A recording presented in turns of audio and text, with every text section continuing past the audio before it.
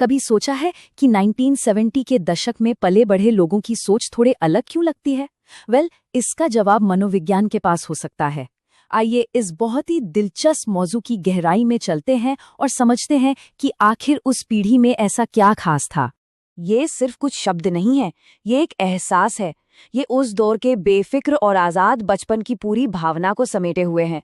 एक तरह से ये एक पूरी पीढ़ी की कहानी है जो इन 2 लाइनों में बयां हो जाती है।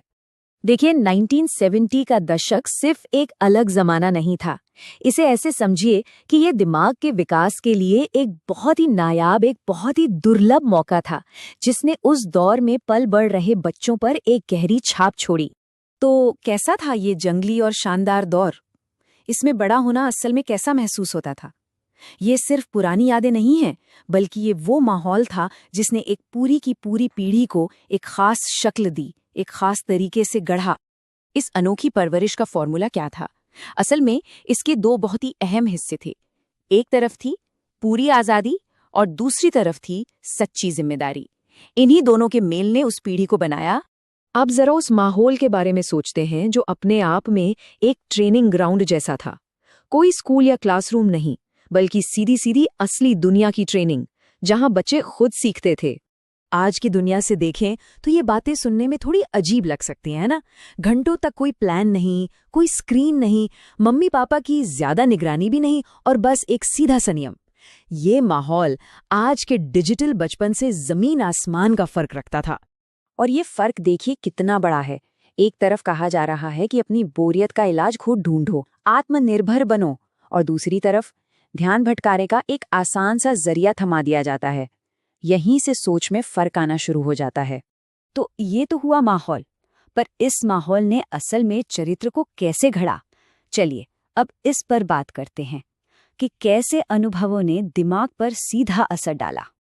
जरा सोचिए, कोई शेड्यूल नहीं, कोई मोबाइल या टैबलेट नहीं, चारों तरफ सिर्फ और सिर्फ बोरियत।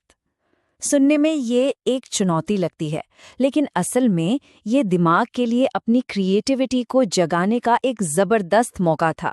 तो नतीजा क्या निकला? नतीजा ये निकला कि दिमाग ने खुद अपना मनोरंजन करना सीख लिया, अपनी समस्याओं को खुद सुलझाना सीख लिया। इसी वजह से उस दौर के बच्चे घंटों किताबें पढ़ सकते थे या फिर बाहर जाकर अपने ही खेल बना लेते थे। अब बात करते हैं एक और चुनौती की, और वो थी शारीरिक जोखिम। सोचिए, बिना हेलमेट के साइकिल चलाना, ऊंचे ऊंचे पेड़ों पर चढ़ना, ये सब उस जमाने में आम बात थी। आज तो ये सोचकर ही शायद पेरेंट्स घबरा जाएं। इसका नतीजा ये हुआ कि दिमाग ने खुद ब खुद जोखिम को आंकना सीख लिया। हर छोटी बड़ी चोट एक सबक थी कि असली खतरा क्या है और कौन सा जोखिम उठाया जा सकता है। इससे उनका नर्वस सिस्टम ज्यादा शांत और लचीला बना। आज की दुनिया में ये सोचना भी मुश्किल है ना, कि कोई स्क्रीन न हो जो हर पल हमारा ध्यान खींचे।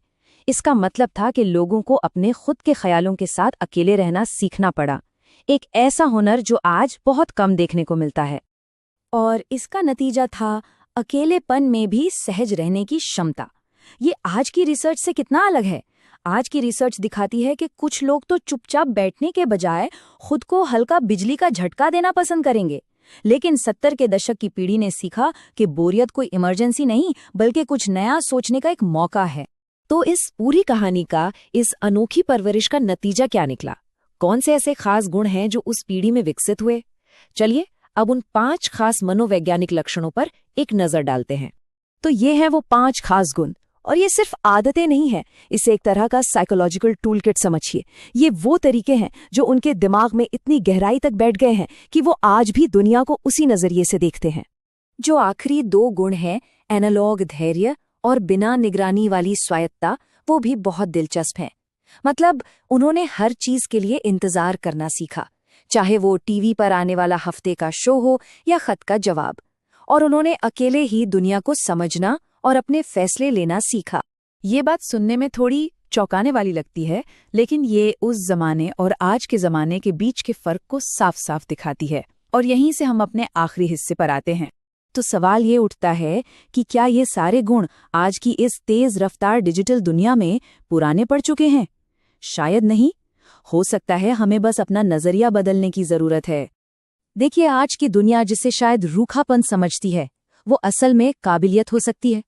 जिसे असामाजिक समझा जाता है वो असल में गहरी सोच हो सकती है, और जिसे लोग उदासीनता मान लेते हैं वो असल में अनुशासन है, इंतजार करने और चीजों को समझने की काबिलियत। तो कुल मिलाकर बात यह है कि उस बचपन ने उन्हें कोई नुकसान नहीं पहुंचाया, बल्कि उसने उन्हें बनाया।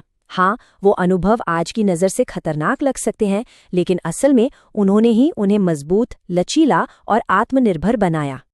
और ये सवाल हमें एक बहुत ही दिलचस्प मोड़ पर लाके छोड़ देता है कि क्या ये क्षमताएं धीरे धीरे खत्म हो रही हैं, या फिर आज की इस भागदौड़ भरी दुनिया में ये एक तरह की सुपर पावर बनती जा रही हैं। सोचिएगा जरूर।